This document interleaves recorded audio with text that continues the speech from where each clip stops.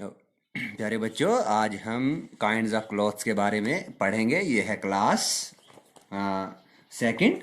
Class second में SST में हमने क्लॉथ्स की किस्में पढ़नी है। ठीक है, जो हम कपड़े पहनते हैं वो कितने किस्मों के होते हैं। ठीक है, तो क्लॉथ्स अगर देखें हम धागे के हिसाब से, फाइबर के हिसाब से, क्लॉथ्स की तीन किस्में हैं। कितने? तीन किस्में। एक तो आ गई वो वाले कपड़े जो हम समर में पहनेंगे, जिनको हम कॉटन क्लॉथ्स कहेंगे। एक वो वाले कपड़े आते हैं जो हम विंटर में पहनते हैं, जिनको हम वुलन क्लॉथ्स भी कहते हैं। और आता है तीसरा, जिसको हम बोलते हैं सिंथेटिक। सिंथेटिक का मतलब होता है आर्टिफिशियल। सिंथेटिक का मतलब होता है आर्टिफिशियल। आर्टिफिशियल मतलब होता है बनावटी। बनावटी मतलब होता है मैन मेड। ठीक है, जो इंसान खुद तैयार करे उसको सिंथेटिक कहते हैं। ठीक, अब देखिए, cotton is spoon into long threads. Cotton को उना जाता है लॉन्ग थ्रेड्स में, लंबे धागे में। Threads are woven together. अब उन धागे को आपस में उना जाएगा और उसके बाद एक क्लॉथ तैयार किया जाता है। Then the cloth is dyed and printed. उसके बाद उस क्लॉथ को रंग करते हैं, कोई रंग उसको दे देते हैं और उसके बाद उसकी प्रिंटिंग करवाते हैं। तो ऐसे ये है प्रोसेस कि हम कॉटन क्लॉथ कैसे बनाते हैं। ठीक है, देखिए जैसे यहाँ पे ये चरखा है। जैसे ट्रेडिशनल इंडियन कल्चर के हिसाब से चरखा जो था वो उसको यूज़ किया जाता था स्पिनिंग के लिए। स्पिनिंग के बाद उसको विद द हेल्प किसकी मदद से, स्पिंडल की मदद से थ्रेड बनाया जाता था। थ्रेड, उसके बाद वेविंग मशीन होती थी, आर्टिफिशियल वेविंग मशीन होती थी। और उस आर्टिफिशियल वेविंग मशीन से कॉटन को, ये जो कॉटन था इसका क्लॉथ बनाया जाता था। उसके बाद उसको कोई कलर दे देते थे, कोई डाई करते थे। डाई मतलब कलर देते थे, उसके बाद उसको प्रिंट करते थे। ठीक है, ये था कॉटन। कॉटन मतलब कपास की फसल के साथ ऐसा होता था। ठीक, और आज भी यही करते हैं, लेकिन आजकल बहुत सारी मशीनों के जरिए ये काम किया जाता है। ठीक है, आज तो मैकेनिक्स वर्ल्ड है। ठीक है, मशीनों के जरिए ये काम किया जाता है। Now, wool is sheeps air. जो शीप्स के बाल होते हैं उनको वूल कहते हैं। शीप्स हेयर इज शेयर्ड और कट ऑफ बाय मशीन। अब जो शीप के हेयर है उसको कट किया जाता है मशीन के जरिए। It is spun and woven to make clothes. ठीक है, इसको भी उना जाता है ताकि कपड़ा बने इससे। ठीक है, वूवन क्लॉथ को भी डाई की जाती है। सबसे पहले देखो, शिप को अगर इसके शिप की शेविंग करेंगे तो उस शेविंग को कहते हैं शेयरिंग। ठीक है, शेयरिंग के बाद उसकी करेंगे डाइंग। डाई मतलब उसको कलर करेंगे। क्या करेंगे? उसको कलर करें। कोई ग्रीन कलर करे, कोई रोज का, कोई पिंक कलर करे, कोई पैरोट कलर करे।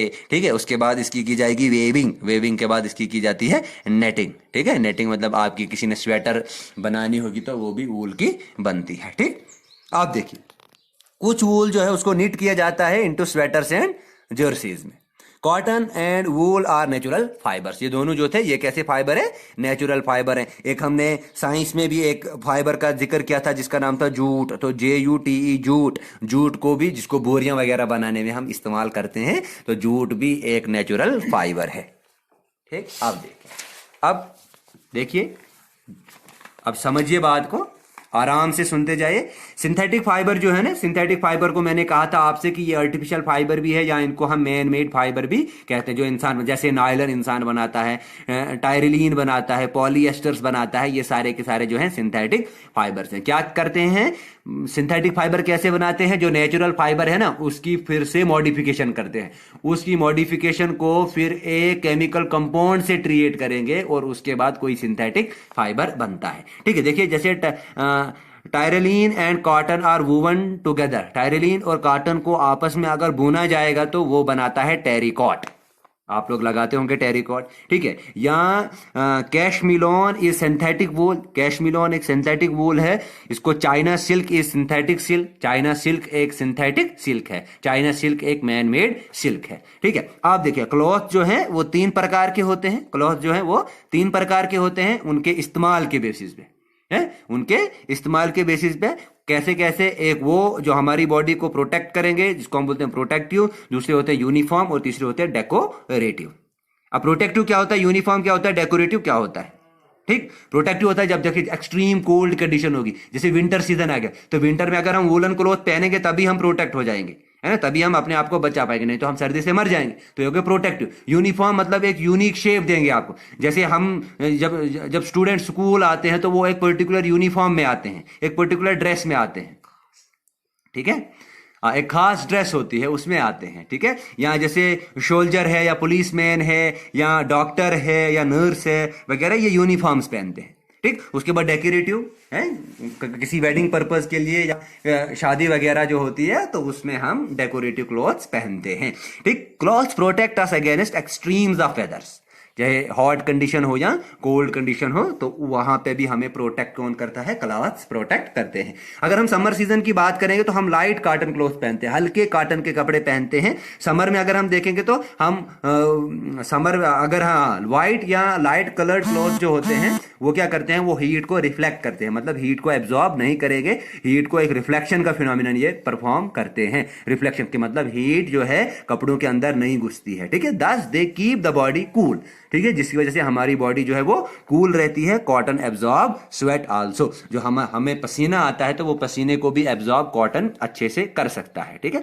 अगर हम विंटर सीजन की बात करेंगे तो विंटर सीजन में हम मोटे मोटे कपड़े पहनते हैं ना, गर्म कपड़े पहनते हैं, वूलन क्लॉथ्स पहनते हैं, और ये वूल जो है ये बॉडी को हीट को बाहर निकलने नहीं देती है, ठीक है, और ये हमें हमारी बॉडी को हीट अप करके रखती है ना, हमारी बॉडी को हीट अप करके। क्यों? क्योंकि बाहर जो है बाहर ज्यादा सर्दी होती है, ठीक है, तो हमारी बॉडी को ये मेंटेन रखती है, हीट अप करके टेम्परेचर मेंटेन रखती है। इसके बाद अगर हम बात करेंगे वूल, दस they keep the body warm, इस तरह से ये हमारी बॉडी को वार्म रखती है। अगर हम रेनी सीजन की बात करेंगे तो रेनी सीजन में हम रेन कोट या कैप वगैरह पहनते हैं जो हमें वेट होने से बचाए, जो हमें वेट होने से बचाए, ठीक है।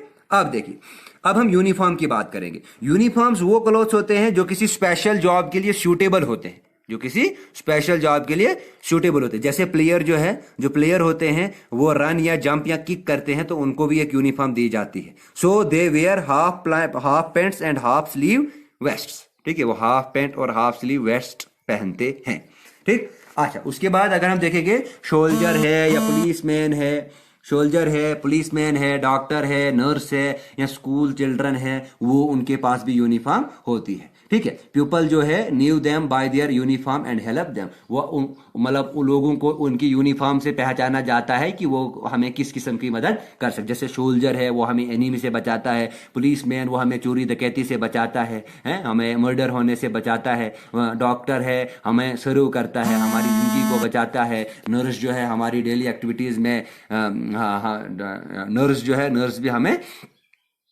अगर बीमार वगैरह होंगे तो ये भी हमारी केयर करती है। तो स्कूल चिल्ड्रन जो है एक पर्टिकुलर यूनिफॉर्म पहनते हैं जो बच्चों की एक यूनिक पहचान होती है, ठीक, एक अलग पहचान होती है। We all are fond of new fashion clothes, हम सब जो है न्यू फैशन क्लॉथ्स के फॉन्ड है। जैसे पार्टी है या किसी की शादी है या कोई त्यौहार है, जैसे ईद होती है या दूसरा कोई फेस्टिवल होता है, तो वहां पे हम डेकोरेटिव क्लॉथ्स को पहनते हैं, ठीक। वी लुक, तो जब हम डेकोरेटिव क्लॉथ पहनते हैं तो हम स्मार्ट दिखते हैं। When we wear cloth suitable for the occasions, किसी ओकेजन्स के लिए अगर हम कपड़े पहने तो हम बहुत स्मार्ट दिखते हैं, ठीक है। तो man made fibre are called, जो मैन मेड फाइबर है, देखिए वूलन फाइबर एक नेचुरल फाइबर है, ये नहीं आ सकता। कॉटन भी एक नेचुरल फाइबर है, ये नहीं आ सकता। तो सिंथेटिक ही बाद में बचते, तो सिंथेटिक को बोलते हैं मैन मेड फाइबर, ठीक ना। वूलन क्लोथ जो है हमारी बॉडी को ड्राई तो रेनकोट रखता है, ये नहीं आएगा। कूल तो हमारी बॉडी को कॉटन रखता है, ये नहीं आएगा। तो इसका पहला वाला ऑप्शन आएगा, ये हमारी बॉडी को वार्म रखता है, ठीक है। तो what kind of cloth do you wear in, हाँ, पार्टीज, वेडिंग या फेस्टिवल्स में हम कौन से कपड़े पहनते हैं। देखिए प्रोटेक्टिव क्लोथ तो हम पहनेंगे नहीं, क्योंकि प्रोटेक्टिव क्लोथ हमारी बॉडी को प्रोटेक्ट करेंगे फ्रॉम हीट या कोल्ड। यूनिफॉर्म जो है, तो यूनिफॉर्म एक सूटेबल पहचान देती है, जैसे डॉक्टर यूनिफॉर्म पहनता है, पुलिसमैन या हम स्टूडेंट्स यूनिफॉर्म पहनते हैं, ये आएगा नहीं। तो जब फेस्टिवल वगैरह होगा तो हम सजावट वाले कपड़े पहनते हैं, डेकोरेटिव क्लॉथ्स पहनते हैं। आंसर इन यस और नो, अब आपने यस या नो बोलना है। Do you wear a raincoat, क्या आप रेनकोट पहनते हो, तो आप यस लिखोगे, हम लोग पहनते हैं। Do you wear woollen clothes in summer, क्या आप गर्मियों में वूलन क्लॉथ्स पहनते हो, गर्मियों में गर्म कपड़े पहनते हो, पहनते हो, कभी भी नहीं पहनेंगे, ठीक है। Do you wear a uniform in wedding, क्या आप वेडिंग्स का, किसी की वेडिंग शादी वगैरह होगी तो आप यूनिफॉर्म पहन के जाओगे नहीं जाओगे, जिसको नो आएगा, ठीक है। अब देखिए, तो जो ये बाकी क्वेश्चंस हैं ये आपको हम डिलीवर करेंगे, ठीक है। इतना काफी है, इसको अच्छे से तैयार करो, होप कि आप लोगों को समझ आया हो, नहीं आया हो तो वीडियो को 1-2 बार देखो, ठीक है, आपको और ज़्यादा समझ आएगा। ठीक, और ये इसको लाइटली नहीं लेना है, ये पेरेंट्स से भी रिक्वेस्ट है कि हमारी इस मेहनत को ज़ाया ना करें, ये बच्चों तक अच्छे से पहुंचाएं। ठीक है, हमारा भी यही एम है कि बच्चा जो है वो एजुकेशन से सफ़र ना करे। That's all.